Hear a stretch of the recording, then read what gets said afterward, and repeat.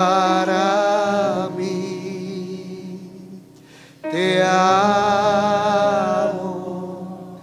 te amo, te amo. Y algún día su rostro veré.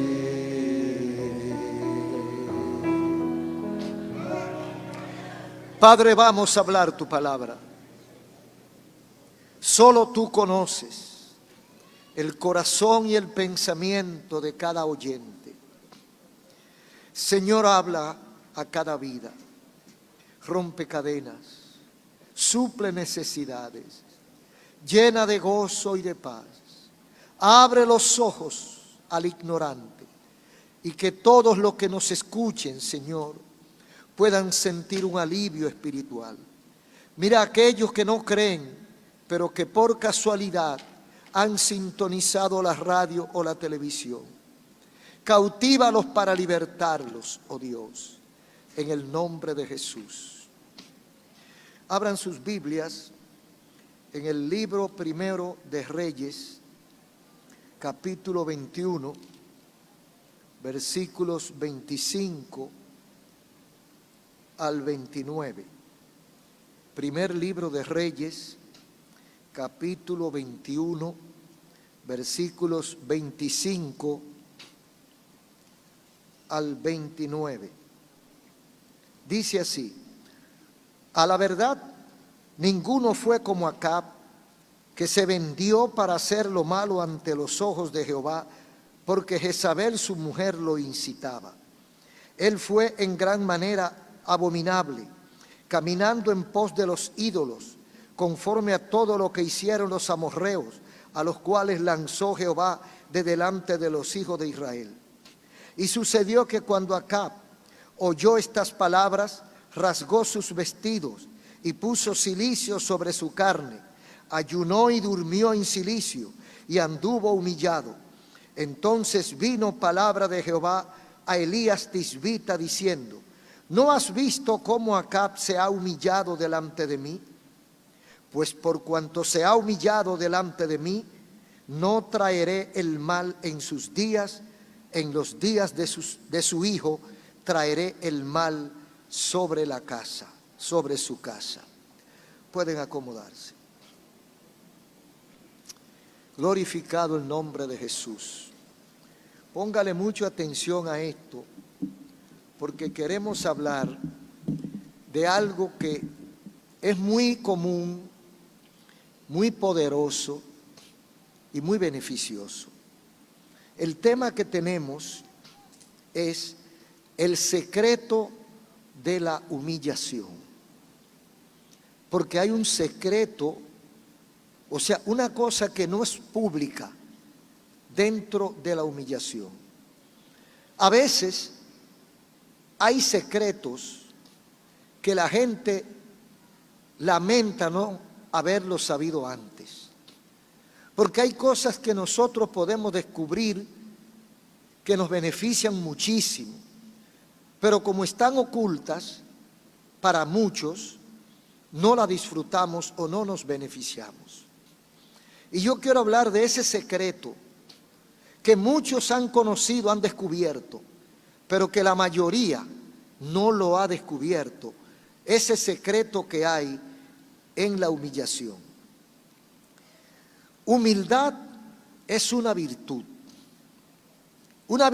que consiste en el conocimiento propio que yo tengo de mis debilidades, de mis limitaciones. El yo reconocer que no tengo la capacidad para hacer X cosa, eso es humildad. El yo saber cuáles son mis limitaciones, mis debilidades en cualquier área que sea, eso significa que soy humilde. La humildad tiene que ver con lo honesto. El humilde es honesto. La humildad tiene que ver con lo sencillo. con lo modesto. La humildad no exagera, no le pone, tampoco le quita, porque es una práctica de honestidad. Eso es humildad aproximadamente, en pocas palabras. Y humilde es aquel que practica la humildad. La calidad de la humildad es la que practica el humilde. Para ser humilde hay que practicar la humildad. Ahora, humillado es otra cosa.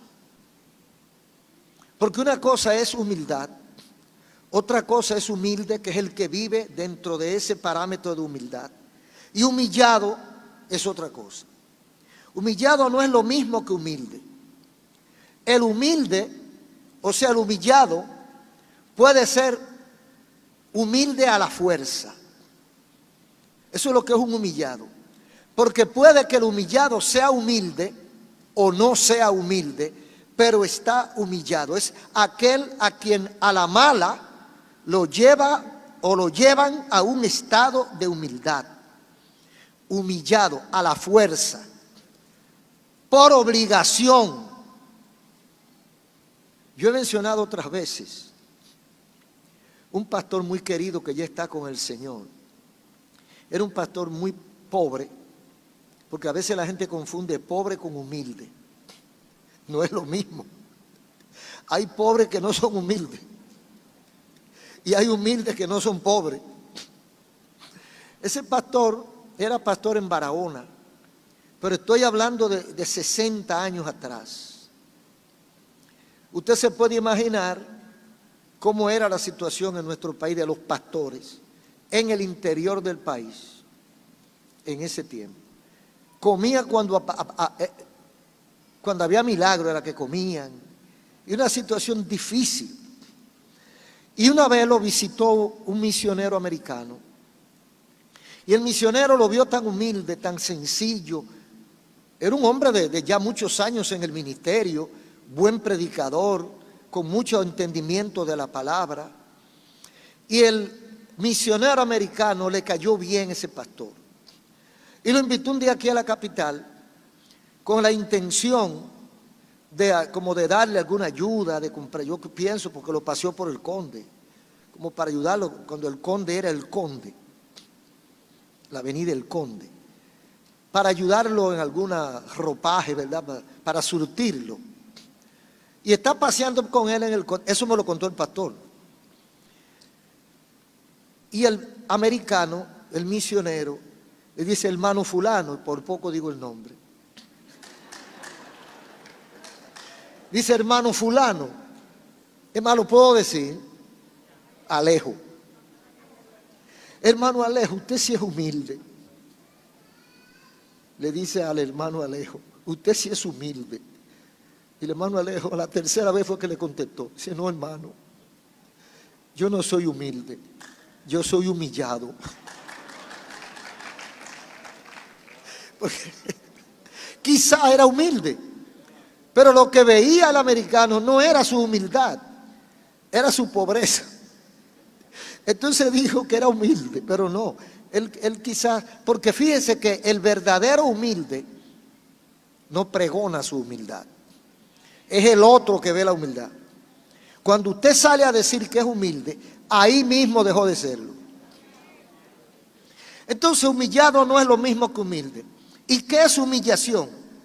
Eso es otra cosa. Humillación es cualquier acto o acción denigrante a un ser humano hecho públicamente. Cuando yo soy sometido a un estado de humildad o de humillado públicamente a vista de todos, entonces eso se llama humillación. ¿Y por qué se humilla a una persona? Puede ser humillado por su cultura, ser burlado por la cultura porque porque no tiene academia, porque habla mal, porque aquí no se usa eso. Puede ser humillado por su origen humilde, por su familia, por su apellido, por su abolengo. Puede ser humillado por su raza. Hay muchos lugares donde la gente son humillados por la raza. Hay otros lugares donde son humillados y denigrados por su religión, por el color de la piel, burlado, por la edad, por su contextura. Se burlan del flaco o se burlan del gordo. Todo eso son humillaciones por la profesión que ejerce, por la religión que practica o por el nivel social que vive, y muchos más. Esas son razones de humillación de las cuales el sujeto no es culpable, porque la mayoría de las veces uno no es culpable de esos puntos que hemos señalado. No es culpable de su cultura, aunque puede superarse. No es culpable de su origen. No es culpable de su raza. No es culpable del color de su piel. No es culpable de su nivel económico muchas veces. Entonces, cuando usted se burla de alguien por una de estas causas, eso se llama humillación. Eso es un abuso. Eso es inhumano. Eso hay que descartarlo. Eso no se debe hacer ni se debe permitir. Quizás usted habrá oído alguna vez esta frase: nunca me sentí tan humillado o tan humillada. Por ejemplo, cuando usted lo hacen pasar una vergüenza en público, lo llaman al altar y dicen algo que para usted, que es un secreto de usted, quizás de cuando estaba pequeño, y a usted le cayó tan mal, y dice: nunca me sentí tan humillado. ¿Por qué? Porque lo hicieron en público. En los tiempos antiguos, los reyes, cuando invadían o cuando conquistaban a otras tribus o naciones, ejercían unas humillaciones prácticamente inenarrables para la civilización de hoy. Eran actos en los cuales arrasaban con la ciudad, le pegaban fuego a los monumentos de la ciudad, a los edificios principales. Paseaban al rey vencido, desnudo o semidesnudo por la ciudad. Lo herían caminando y lo mataban en ese proceso. Mataban a sus hijos delante de ellos. Violaban a sus mujeres delante de ellos y luego las mataban. Y de último lo mataban a ellos. Esos eran actos inhumanos de humillación que se ejercían en aquel tiempo de manera pública. Imagínese usted la vergüenza y el desprestigio que es para una persona que ha ocupado un primer lugar, que luego barran el país con su vergüenza. Eso se hacía y eso se hace, aunque en otra forma, en este tiempo.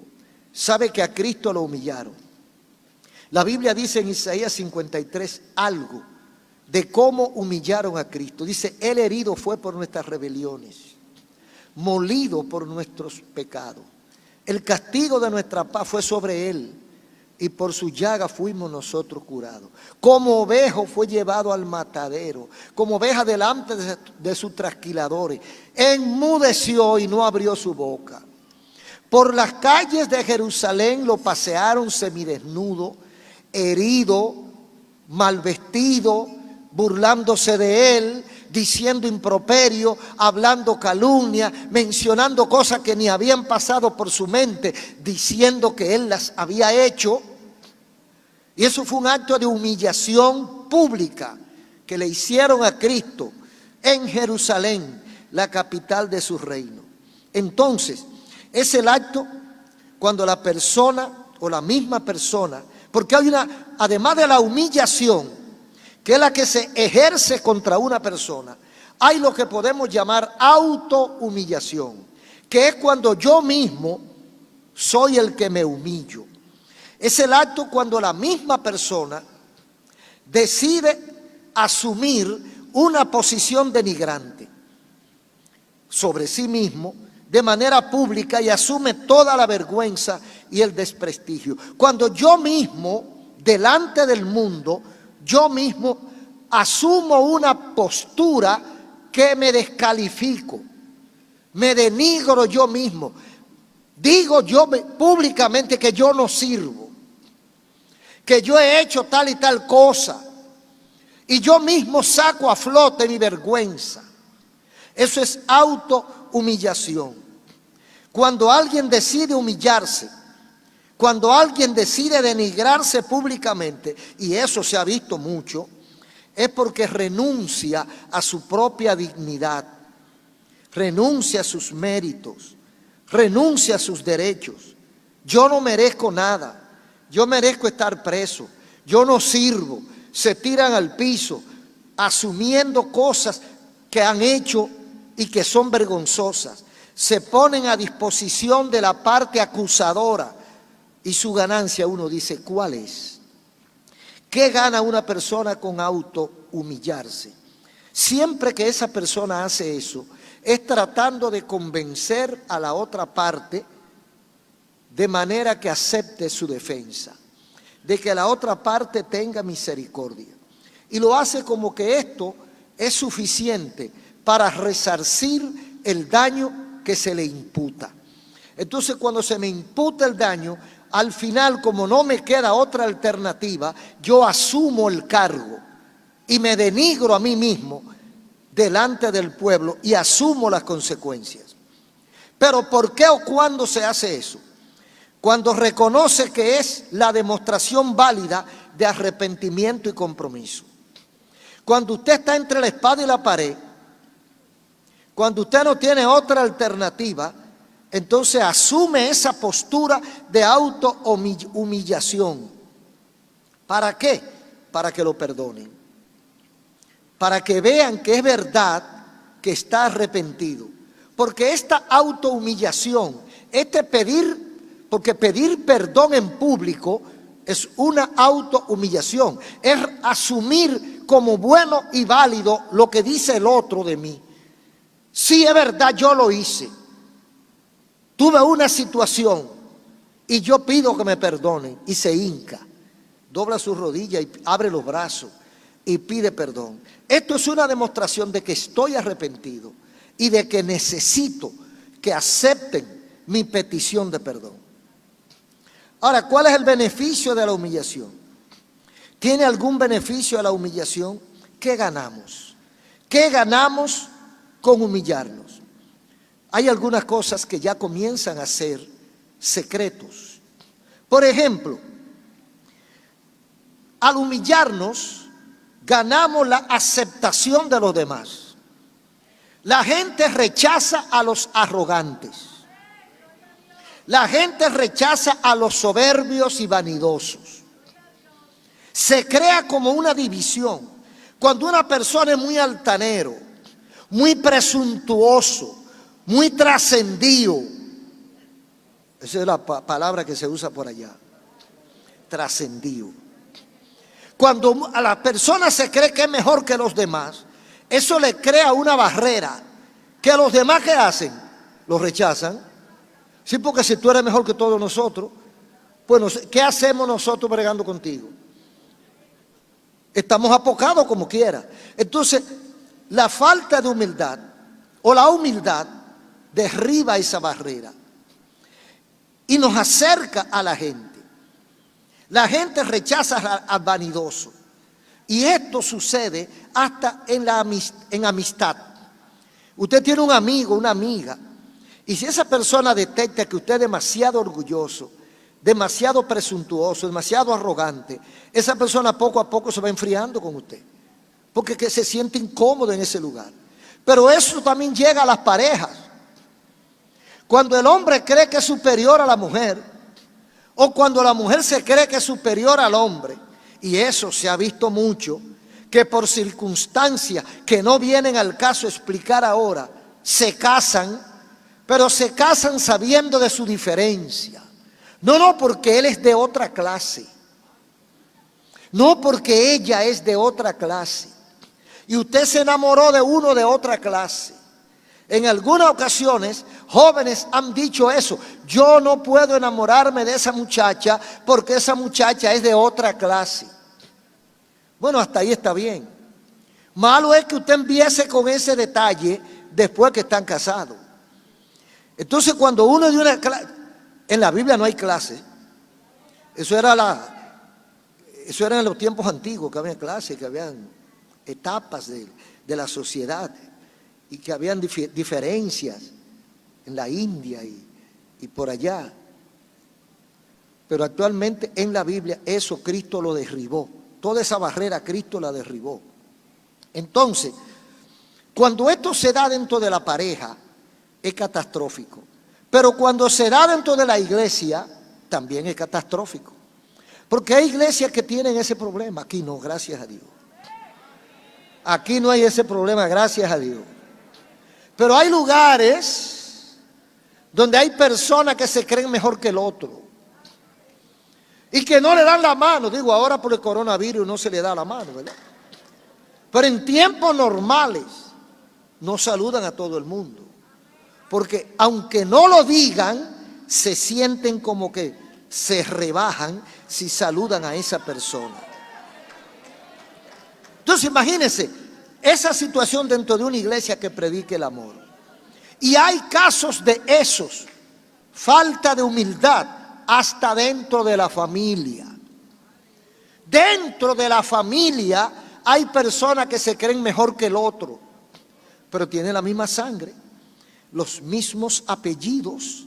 Pero hay uno que cree que él, como se cultivó más académicamente, ya él es superior al otro. Y eso crea una diferencia. Entonces, el beneficio de la humildad es que ayuda a la gente a empatar, a la empatía, ayuda a la gente a ser más gente. Entonces, la aceptación de los demás, la gente no rechaza al humilde. Es difícil rechazar a una persona humilde. Usted lo rechaza porque usted no lo conoce. Hay personas que tienen una idea de uno, un concepto equivocado de otra persona y dicen, esa persona sí es arrogante, pero nunca se le han acercado. Nunca le han dado un saludo y han pasado por donde él está. El día que se acercan y lo saludan, notan que es todo lo contrario a lo que él creía. Entonces se crea una amistad. Porque la humildad atrae. La humildad es buena. No se rechaza al humilde. El humilde se gana el amor de los demás. Eso es una ganancia. El humilde goza del aprecio divino. Dice el Salmo 136, porque Jehová es excelso y atiende al humilde, mas al altivo mira de lejos. Jehová es alto, altísimo, excelso, pero Jehová atiende al humilde. O sea, Dios le pone atención al humilde. Cuando el humilde ora, clama, Dios lo atiende. Pero al soberbio, al altivo, ¿qué hace Dios? Lo mira de lejos. O sea, no le presta atención. Eso es Dios. Ahora imagínense a nosotros.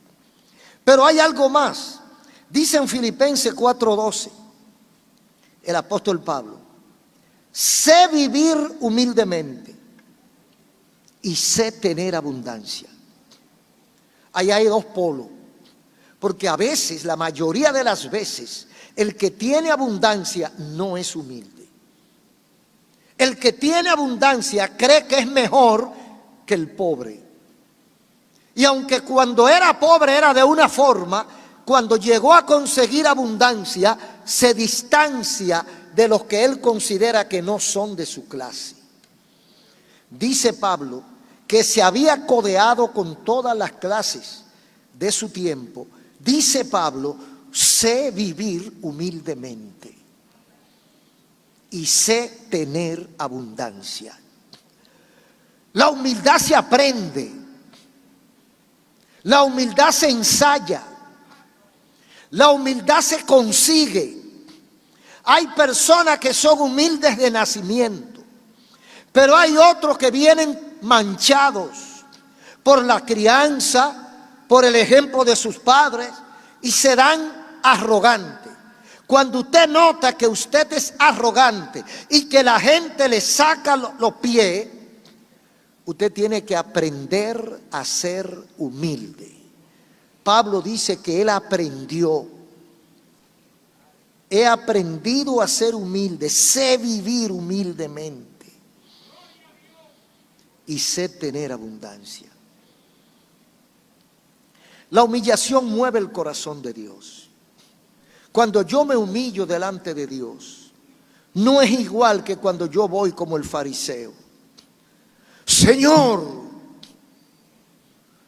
te doy gracias por todo lo que me has dado.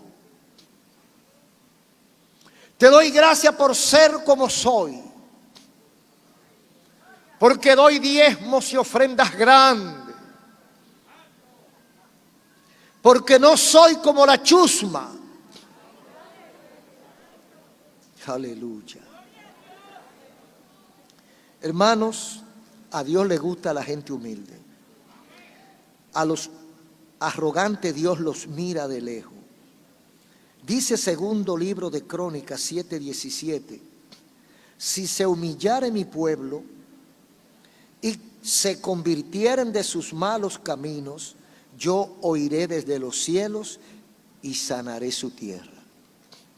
O sea, porque el pueblo de Dios puede que no se haya humillado, puede que vaya a los cultos, puede que vaya a la iglesia, puede que haga sacrificios, puede que dé ofrendas, diezmos, palominos y macho cabrío, pero no se humilla. Es capaz de eso, hermano. Y si lo dice la Biblia, porque es así. El Señor está condicionando, oiga bien, hermano y amigo, Dios condiciona su bendición a un acto de humillación. Si se humilla mi pueblo, ese es mi pueblo, pero si no se humilla, que no se vista, que no va. Aleluya. Si se humilla, yo oiré desde los cielos su voz. Lo que quiere decir que hubo y hay. Hubo del pasado y hay del presente pueblo de Dios que no se humilla. Uno no puede señalarlo porque peca. Uno no es juez. Juez es Dios. Pero cada quien se hace su propio análisis. Hay lugares donde son pueblo de Dios, pero la humildad hace mucho que no pasa por ahí. Y dice la Biblia que si no se humilla mi pueblo, sobre los cuales mi nombre es invocado, entonces yo no oiré su clamor, no los voy a atender. Yo quiero hablar brevemente de la conducta de este rey, que posiblemente es el rey más malo que registra la Biblia. Una historia que nos trae grandes lecciones y que son lecciones aplicables a este tiempo y a nuestra gente de hoy, porque siempre se repiten las maldades y las conductas de la gente. Dice la Biblia, empezando o parte de esta historia, en el primer libro de Reyes 16:30. Oiga cómo lo describe. Acab, hijo de Omri, hizo lo malo ante los ojos de Jehová, más que todos los que reinaron antes de él. Fue malo. O sea, él fue más malo que todos los otros reyes. Dice Dios, eso se lo dijo Dios al profeta Elías.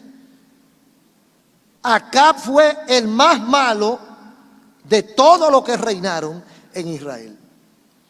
¿En qué consistía o a qué se debía la maldad de Acab?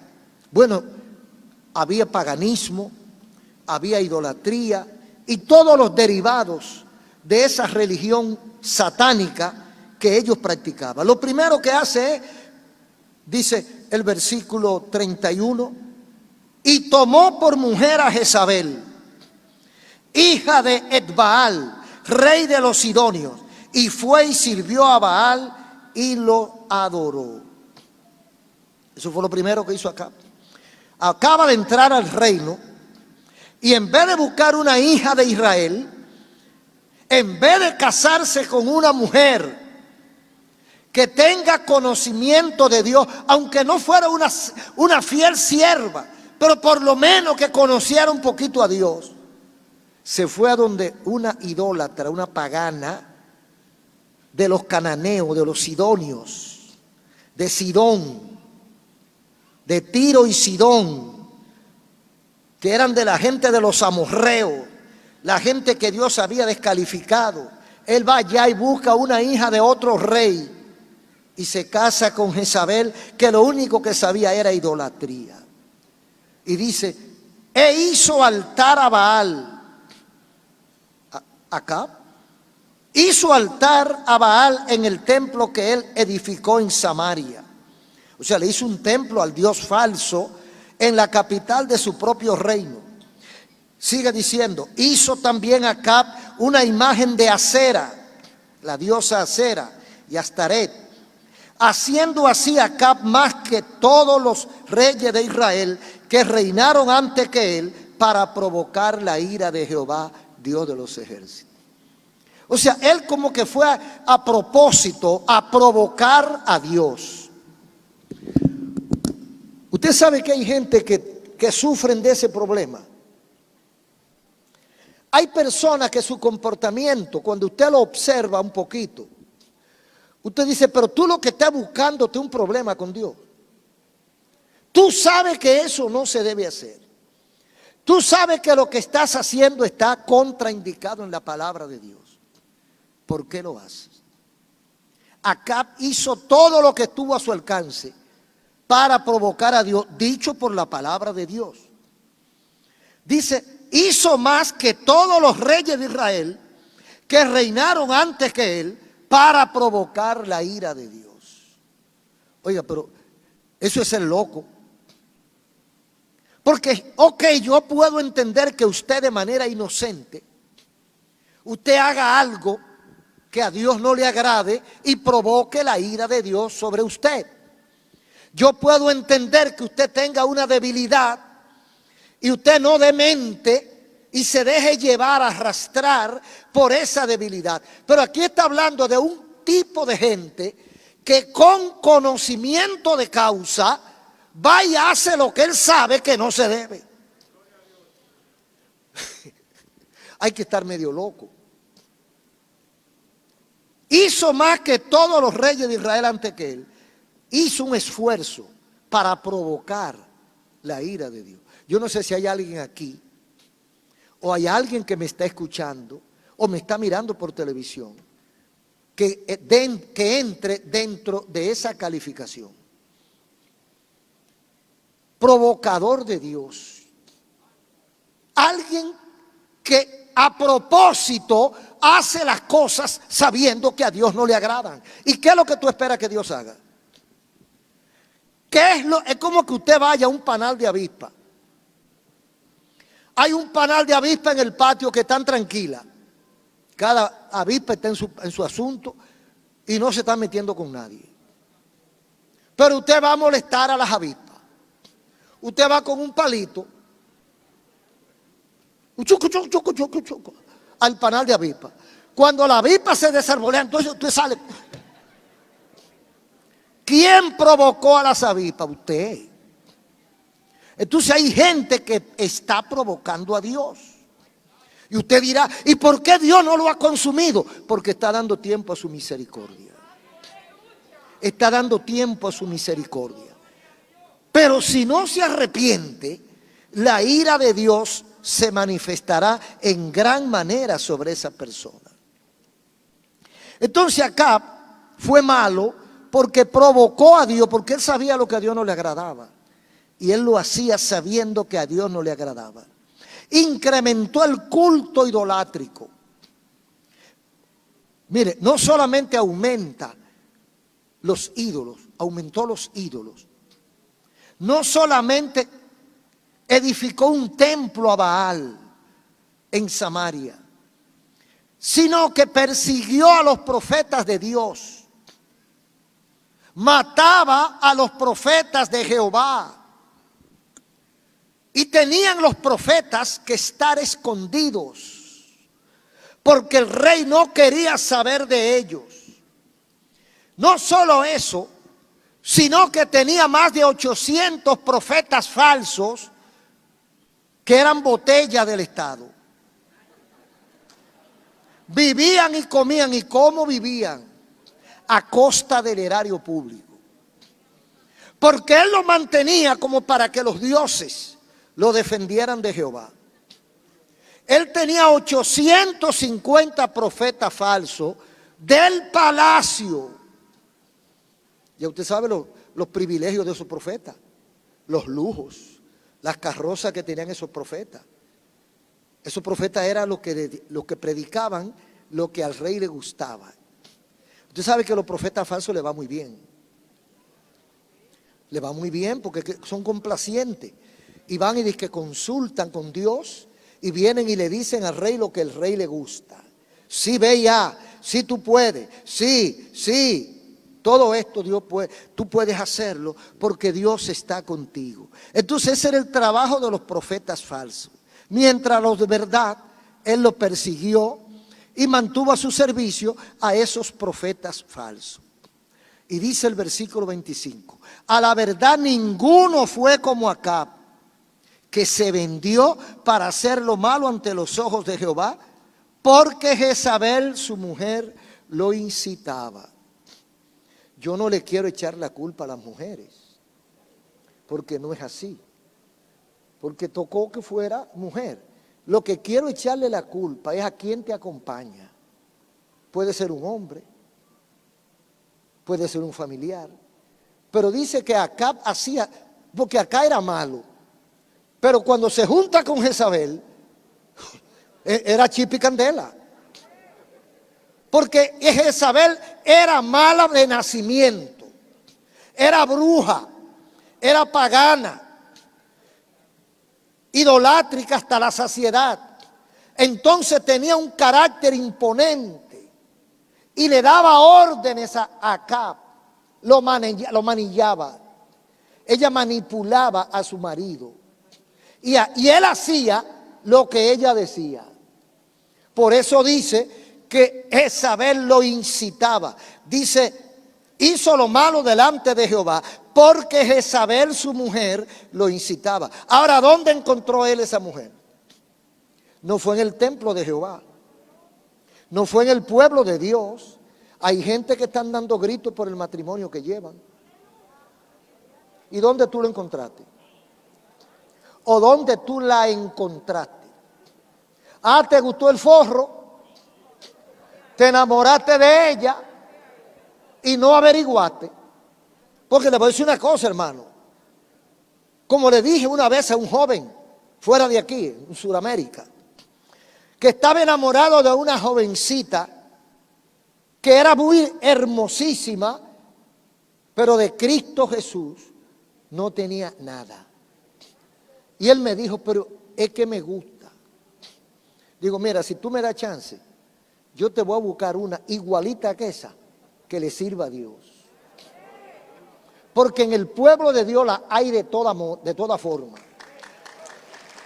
De toda manera que usted la quiera, la encuentra. Usted la encuentra larga, flaca y bajita, gorda. Bajita, flaca y alta, gorda. Blanca, rubia, morena, pelo duro, pelo lacio. Como a ti te dé la gana, dentro de la iglesia de Cristo hay una para ti. Lo que te estoy diciendo es que lo único que puede ir a buscar al mundo es un demonio. Porque el demonio se viste de belleza y te pone los ojos para que tú veas las cosas como no son. Entonces se casan con cualquiera y después andan con la mano en la cabeza. Pastor, me estoy volviendo loco. ¿Qué pasó? Y me cuenta 2 o 3 cosas de las que le hace esa mujer. Bueno, tú fuiste a Sidón a buscar a Jezabel y te salió el diablo. Y te voy a decir una cosa, el matrimonio después que usted conoce a Dios, no tiene reversa. Al carro del matrimonio le quitaron la reversa. Todos los cambios son para adelante. Aquí no hay cambio para atrás. Si usted viene con su lío del mundo, eso es otro quintal. Pero si usted dentro de la iglesia conoce la palabra de Dios, conoce los requisitos y usted se casa dentro de la iglesia y usted después me viene a decir que eso no era lo que usted quería, usted es un sinvergüenza. Usted es un sin temor. Usted cree que se va a burlar de Dios. Usted puede hacer lo que quiera con su vida, porque ni el pastor ni nadie le va a impedir que usted haga lo que le da la gana. El problema está después. El problema viene después. Entonces vamos a seguir con este muchacho. Con este muchacho acá, el pobre.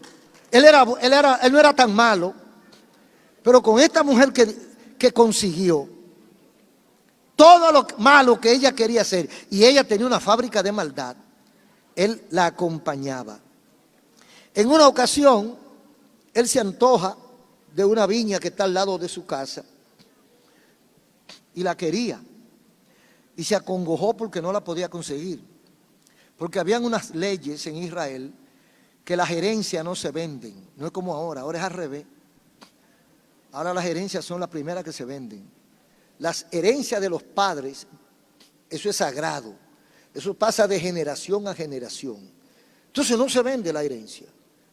Y Nabot era un pobre hombre, humilde, y lo único que tiene es ese conuco, esa finca. Pero la tenía bien atendida, la atendía bien, y se veía verde, productiva. Y cada vez que el rey pasaba por ahí, que tenía que pasar porque vivían cerca, veía esa finca y le gustó la finca, deseó la finca, quiso la finca. Y como el rey, ¿qué se le niega a un rey? Entonces habló con Nabot. Nabot tenía unos principios, hermano. El que tiene principios no lo domina ni el rey. Nabot tenía principios. Los principios de su nación, las herencias de los padres, lo que mi papá me dejó, lo que mi papá y mamá me enseñaron, no se cambia ni se vende. Y el rey, óigame, hay que ser fuerte. Cuando es el primer mandatario que va donde él, y el rey no era como ahora, que los reyes de ahora son nada más de figura decorativa, pero en ese tiempo eran ley, batuta y constitución. Mandaban a volar la cabeza a cualquiera y le dice el rey: yo quiero esa finca, yo estoy antojado de esa finca y tú debes vendérmela o te la cambio por otra, lo que tú quieras, pero yo quiero esa finca. Nabot le dijo que no se puede. Él se amorró, se entristeció, no quería comer, se espantaba durmiendo, y la esposa Jezabel, que está al lado, porque no le perdía ni pie ni pisada, dice: ¿qué es lo que te pasa? No duerme, no quiere comer, ¿qué es lo que te pasa? Está amargado, es que yo no te sirvo ya, y que ya no te gusto. Y le sacó el secreto y le dice: no es que no me gusta, es que yo estoy deseoso de una finca que tiene Nabot y no me la quiere vender. No te apures, déjame eso a mí. Y falsificó todo lo que pudo. Hizo una carta, falsificó con la firma del rey, le puso el sello, buscó 2 o 3 ancianos que se venden, porque siempre hay quienes se venden. La gente cree que la corrupción es de ahora. Mire, ¿sabe desde cuándo es la corrupción? Desde que Adán y Eva aparecieron en el huerto. Hay corrupción moral. Entonces los ancianos se prestaron a una calumnia y levantaron una mentira contra Nabot para poder asesinarlo. Y le dijeron que Nabot había blasfemado a Dios, había blasfemado al rey, había hecho un disparate. Y lo condenaron a muerte y lo mataron. Muerto el perro, se acabó la rabia. Como ya Nabot no está, la finca de Acab fueron y la expropiaron, como hacen en Venezuela, ¿verdad? La expropiaron y se quedaron con la finca. Pero arriba lo estaban mirando. arriba que estaban chequeando lo que estaba pasando, porque la mujer de él lo incitaba para hacer el mal. A partir de todas esas maldades que hace Acab, Dios lo maldice con una sequía. Y Dios castigó el país con sequía hasta que el país reconoció que Jehová es Dios de los ejércitos y se arrepintió. Ustedes recuerdan la historia de Elías y cuando oró para que no lloviera y luego oró para que lloviera. El crimen por egoísmo, Dios lo tomó en cuenta. Abuso, crimen, maldad, mentira, infamia, todo junto se le aplicó. Persecución del profeta. Dios manda una sequía, gritan para que se la quite el encontronazo entre el profeta de verdad y los profetas de juego. El caso es que Acab se sensibiliza. Y viene el profeta en el capítulo 21, 19. Y le recuerda su maldad. Y pronuncia una sentencia. Versículo 19.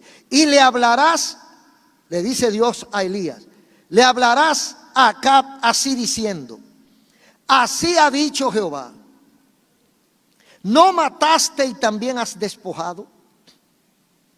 Así ha hecho Jehová. En el mismo lugar que tomaron, que lamieron los perros y la sangre de Nabot, los perros lamerán también tu sangre.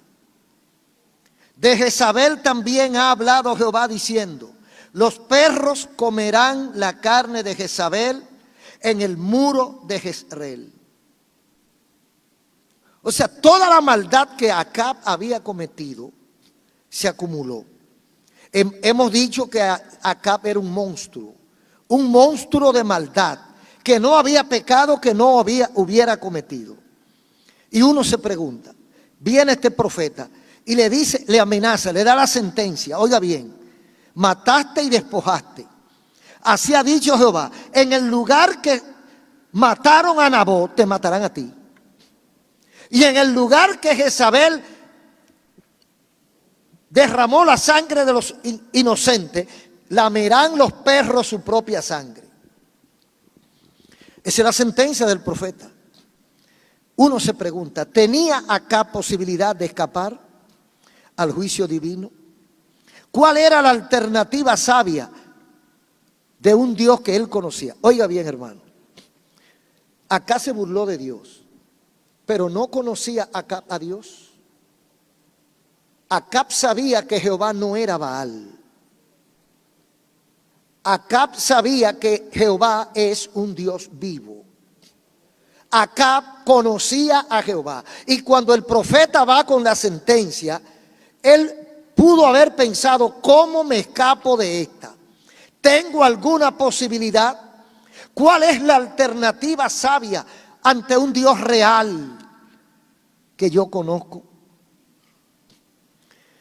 Este monstruo, hermanos, al final hizo algo que todos los mortales deberían hacer. ¿Sabe qué hizo Acab? Se humilló.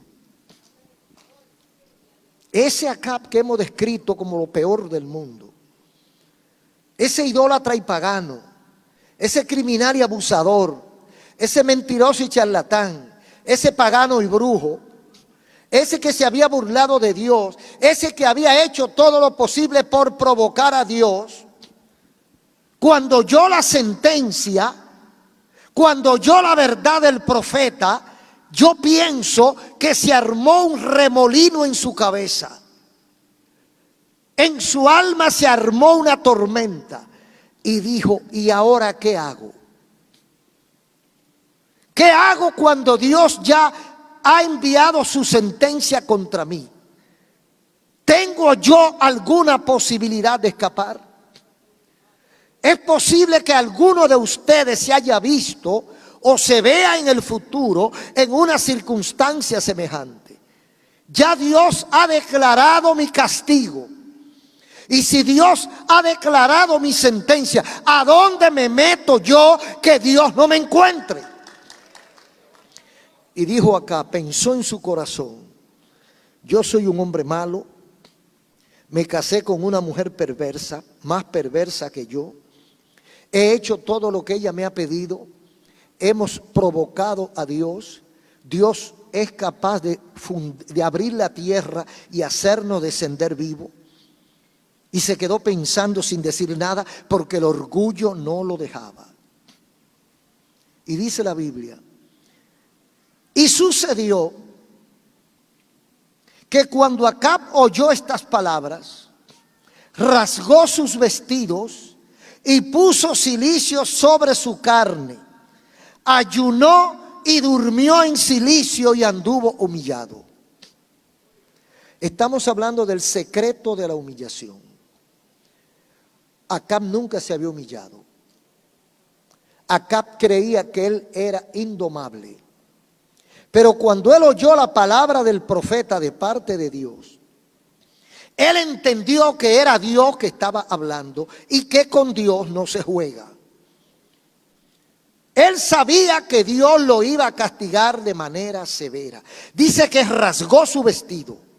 Eso es una señal de enfado, de incomodidad, de pique, de cuerda. Cuando usted se enoja de forma importante, rasgó su vestido y puso cilicio sobre su carne.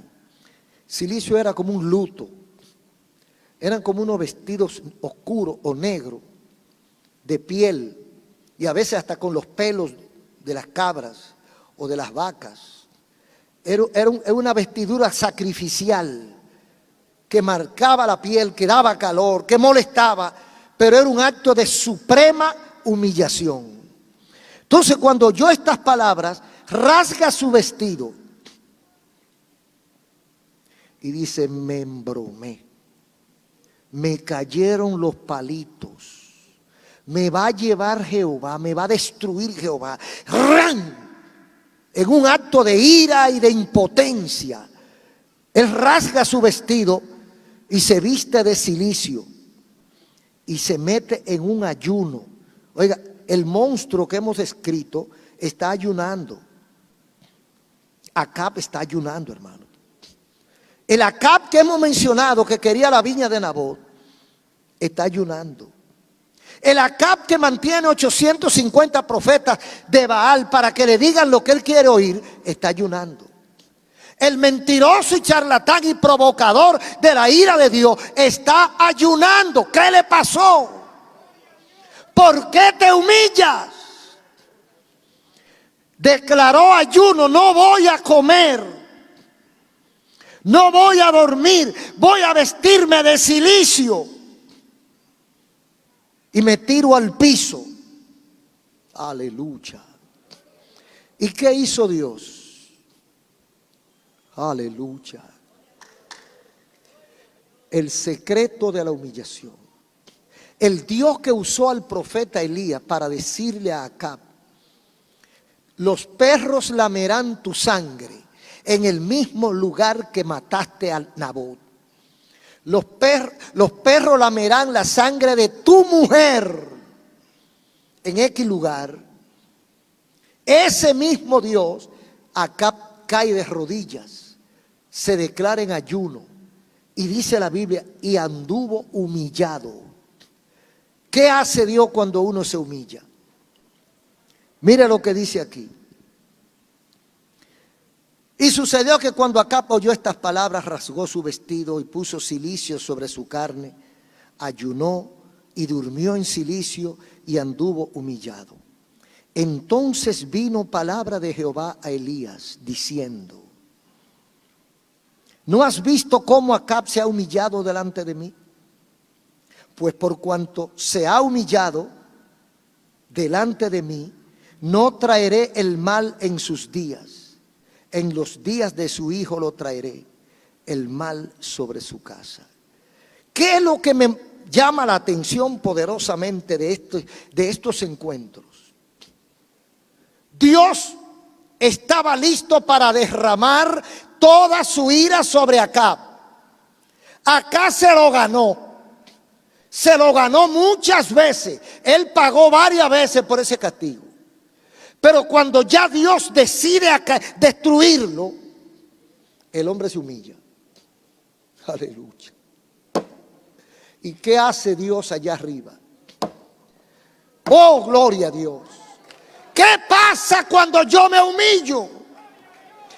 ¿Qué ocurre en el cielo cuando un hombre o una mujer cae de rodillas y dice: ten misericordia de mí?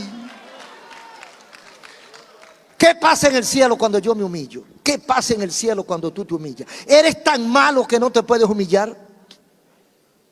¿Eres tan mala que no debes humillarte? No importa las travesuras que hayas cometido. No importa los años que tengas haciendo maldad. No importa el nombre ni el tamaño de tu maldad. Acab era más malo que tú. Acab era más malo que todos nosotros. Acab se ganó y la compró la ira de Dios. Y cuando todo está listo para destruir a Acab, Acab se humilla. No es tonto. No es tonto. Él sabía que lo único que le quedaba era eso. La única alternativa era humillarse. Y dice, cuando Acab oyó estas palabras, eso como que le golpeó adentro en el pecho, rasgó su vestido y se humilló. Entonces vino palabra de Jehová al profeta y le dice: Elías, ¿no te has dado cuenta lo que ha ocurrido? ¿No sabes la última noticia, Elías? Acab se humilló. Aleluya. Un aplauso a Cristo. ¡Oh, gloria a Dios! Acab acaba de humillarse y yo no lo puedo rechazar. Yo no rechazo al que se humilla. Aunque los hombres, aunque en la tierra los rechacen, yo no puedo rechazar al que se humilla. Elías se humilló a Acab y está pidiendo perdón. ¿No has visto cómo Acab se ha humillado delante de mí? Pues por cuanto se ha humillado delante de mí, no traeré el mal en sus días. El mal estaba hecho y había que castigarlo, pero este hombre se humilló. Ahora va a seguir, porque en algún momento Dios iba a cobrar lo que tenía que cobrar. Pero Acab se humilló y ya eso no puede permitir que el castigo venga. Hermano, esto es grande. Hermano, esto es grande. Mire, cuando ya viene el tren que se lo va a llevar, cuando usted ha hecho todo lo posible para que acaben con usted, y usted coge y se humilla, se detiene el tren. Párate, espérate. Eso es como que usted lo tenga para fusilarlo. Y estén los 4 o 5 soldados, 6 o 7, soban la ametralladora.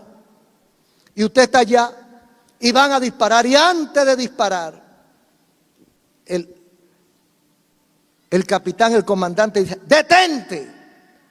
El hombre se humilló. No lo castigue, que el hombre está humillado. Óigame, qué lindo es eso, hermano. Cuando nosotros nos humillamos, movemos el corazón de Dios. Literalmente, cuando nos humillamos, movemos el corazón de Dios. ¿No ha visto cómo acá se ha humillado? Eso quiere decir, ¿no ha visto que ahora tengo que perdonarlo? Se movió el cielo por un hombre que se humilla. Yo quisiera que los hermanos y los amigos entendiéramos todo esto. Que los amigos y hermanos se preguntaran: ¿estaría yo dispuesto a hacer lo mismo? ¿Estoy yo dispuesto a humillarme delante de Dios y evitar el castigo divino? Reconocer nuestros errores, humillarnos y pedir perdón es la clave de nuestra victoria. No es que usted sea perfecto, es que usted reconozca y se humille y pida perdón. Esa es la clave de su victoria. Solo así alcanzamos victoria espiritual. No importa qué tiempo usted tenga pecando. si ahora fue que usted entendió, si ahora fue que usted se le abrió el corazón y usted sabe que debe pedir perdón y humillarse, no es tarde, es temprano todavía para que reconozcas tu estado. El Señor te ama y esa vida que has vivido puede cambiar. El Señor te quiere ayudar. El secreto de la humildad, el secreto de la humillación es este: el que se humilla será ensalzado. Fíjese que Acab era más malo que todos nosotros y que toda la República Dominicana. Sin embargo, Dios tuvo misericordia y pospuso su castigo. Perdonó a él porque se humilló. A lo mejor Elías no quería. Quizá Elías dijo, ¿y tú no? Sin embargo, Dios lo perdonó. Un aplauso al Señor.